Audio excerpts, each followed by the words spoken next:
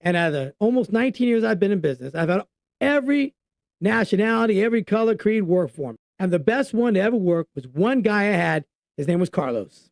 He was a 25-year-old guy that came from Mexico, came illegally. He was illegal when he got here, but he had his green card. He was married to an American. They had a bunch of kids, and he was a hard worker. That guy showed up on time.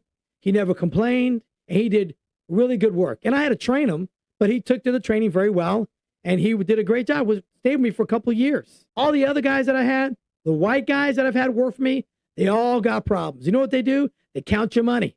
Number one, they never show up on time. Number two, they got complaints. They call out sick. And the number one problem the white dudes have that do manual labor is they got drug problems.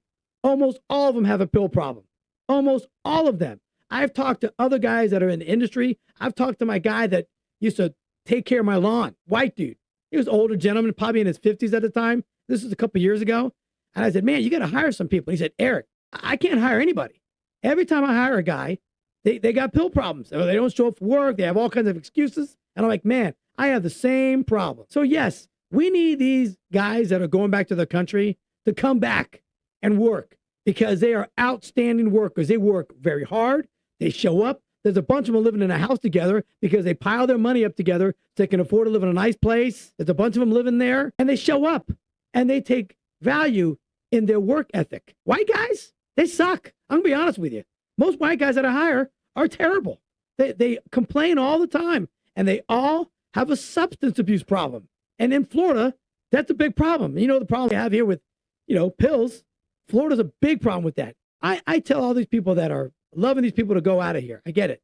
But if you're illegal, go to that app, do the Home One app, go back home, register so you can come back the right way and you don't get flagged. Because if you get caught, you're never going to be able to enter the United States again.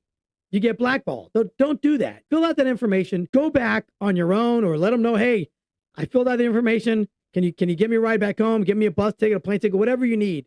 And then come back the right way. Because those individuals, the majority of them, work really, really hard. And that's the best work I've had. And I've had probably 25, 30 guys work for me over the years. And Carlos was the best. He was a family man. The white guys, man, no offense to all you white guys. And I'm sure that I'm a white dude. I work really hard.